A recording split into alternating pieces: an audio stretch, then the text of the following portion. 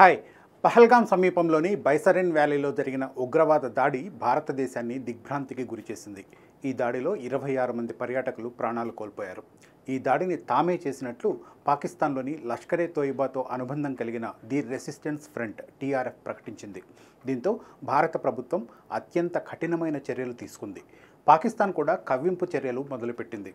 పరిస్థితులు ఇలాగే కంటిన్యూ అయితే యుద్ధం తప్పదేమో అనిపిస్తోంది.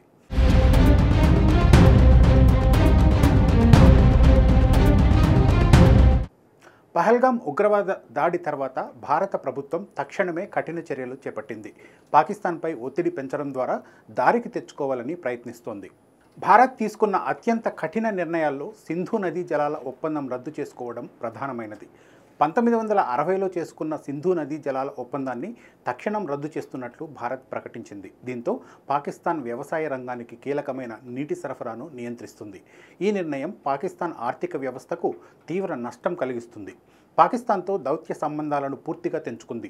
ఢిల్లీలోని పాకిస్తాన్ దౌత్యవేత్తకు సమన్లు జారీ చేసి 48 గంటల్లో దేశం విడిచి వెళ్లాలని ఆదేశించింది. అటారీ వాఘా సరిహద్దు చెక్పోస్టును నిలిపేసింది. దీంతో రెండు దేశాల మధ్య వాణిజ్యం, ప్రయాణం పూర్తిగా నిలిచిపోయింది.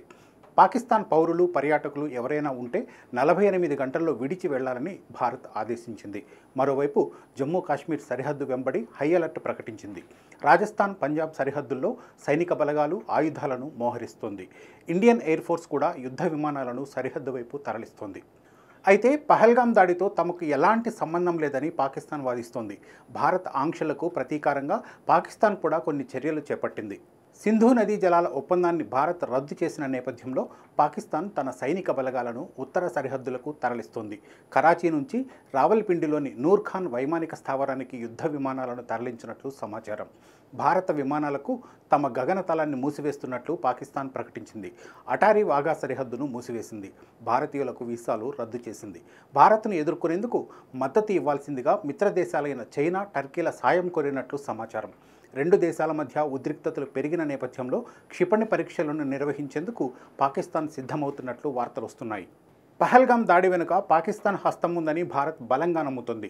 ప్రజలు కూడా పాకిస్తాన్పై ప్రతీకారం తీర్చుకోవాలని పట్టుబడుతున్నారు. యుద్ధానికి సిద్ధం కావాలని పిలుపునిస్తున్నారు. ఆంక్షల ద్వారా దౌత్యపరంగా పాకిస్తాన్ను దారికి తెచ్చుకునేందుకు భారత్ ప్రయత్నిస్తోంది. అయితే ఎలాంటి పరిణామాలనైనా ఎదుర్కొనేందుకు అన్ని విధాలా సిద్ధమవుతోంది. పాకిస్తాన్పై కఠిన చర్యలు తప్పవని రక్షణ మంత్రి రాజ్నాథ్ సింగ్ హెచ్చరించారు. ఉగ్రవాదులు ప్రపంచంలో ఏ మూల దాగి ఉన్నా శిక్షిస్తామని ప్రధాని నరేంద్ర మోడీ స్పష్టం చేశారు. దీంతో యుద్ధానికి భారత్ సిద్ధమవుతోందేమోనని అనిపిస్తోంది. అయితే పూర్తిస్థాయి యుద్ధం కాకుండా సర్జికల్ స్ట్రైక్స్ లాంటివి చేయడం ద్వారా పాకిస్తాన్ పీచమణచాలని కొందరు సూచిస్తున్నారు. పూర్తిస్థాయి యుద్ధం వల్ల ఆర్థిక వ్యవస్థలు కుదేలవుతాయని హెచ్చరిస్తున్నారు. ఒకవేళ భారత్ నిజంగా పాకిస్తాన్పై యుద్ధం చేస్తే పరిస్థితులు ఎలా ఉంటాయోనని కొందరు ఆందోళన చెందుతున్నారు. ఈ యుద్ధం రెండు దేశాలకే పరిమితం కాకపోవచ్చు. దక్షిణాసియాపైన తీవ్ర ప్రభావం చూపించవచ్చు. ఒకవేళ భారత్, పాకిస్తాన్ మధ్య పూర్తిస్థాయి యుద్ధం జరిగితే దాని పరిణామాలు భారీగానే ఉండే అవకాశం ఉంది. దక్షిణాసియాపైన, ప్రపంచ ఆర్థిక వ్యవస్థపైన తీవ్ర ప్రభావం చూపించడం ఖాయం. భారత్ పెట్టుకున్న $5 ట్రిలియన్ ఆర్థిక లక్ష్యం ఆలస్యం కావచ్చు. అయితే పాకిస్తాన్ ఇప్పటికే బలహీనంగా ఉండడంతో దాని ఆర్థిక వ్యవస్థ పూర్తిగా కుప్పకూలవచ్చు. రెండు దేశాలలోనూ పౌరులు, సైనికులకు భారీ నష్టం జరగవచ్చు. జమ్మూ కాశ్మీర్లోని సరిహద్దు ప్రాంతాలు ఎక్కువ ప్రభావితమవుతాయి. అమెరికా, చైనా, రష్యా లాంటి దేశాలు యుద్ధాన్ని నియంత్రించేందుకు జోక్యం చేసుకోవచ్చు. చైనా పాకిస్తాన్కు మద్దతు ఇస్తుంది. అమెరికా, యూరోపియన్ దేశాలు భారత్ వైపు మొగ్గు చూపొచ్చు.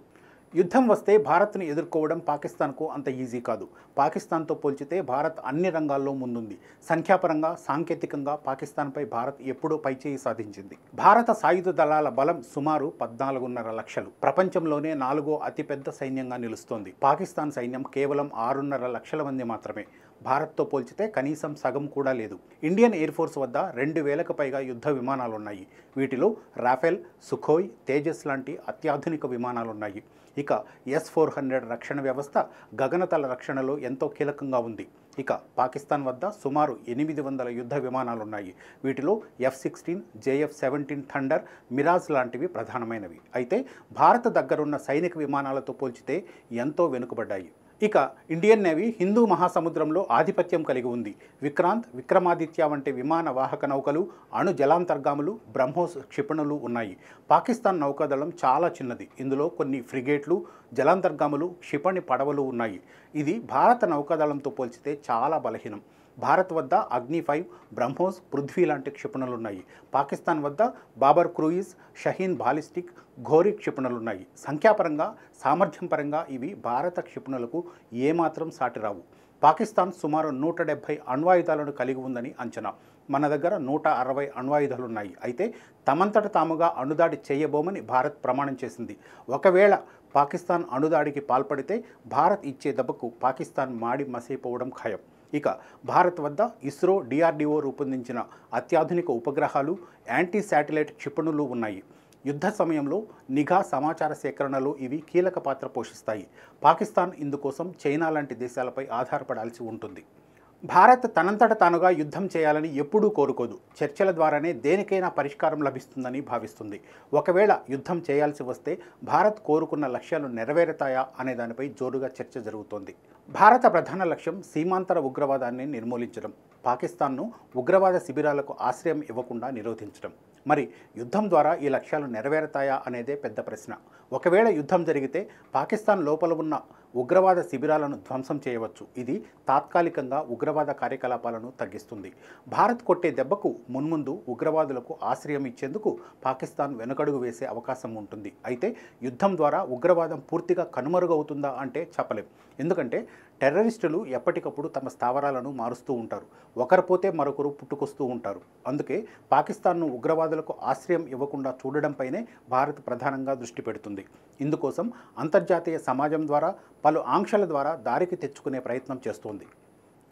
యుద్ధమేఘాలు కమ్ముకున్న ప్రతిసారి భారత్ ఆచితూచి వ్యవహరించింది. యుద్ధానికి దిగితే పాకిస్తాన్ను మట్టి కరిపించడం గంటల్లో పని. కానీ భారత్ ఎప్పుడూ దానికి కాలు దువ్వలేదు. దౌత్యపరంగా ఒత్తిడి తెచ్చి పాకిస్తాన్ను ఏకాకిని చేసేందుకు ప్రయత్నించింది. అయితే ఇప్పుడు పరిస్థితులు అలా కనిపించట్లేదు. పాకిస్తాన్పై ప్రతీకారం తీర్చుకోవాలని భారత సమాజం గట్టిగా కోరుకుంటోంది. మరి భారత ప్రభుత్వం ఎలా స్పందిస్తుంది? యుద్ధానికి దిగుతుందా లేదా అనేది వేచి చూడాలి. మరో అంశంతో మళ్ళీ కలుద్దాం. Thank you.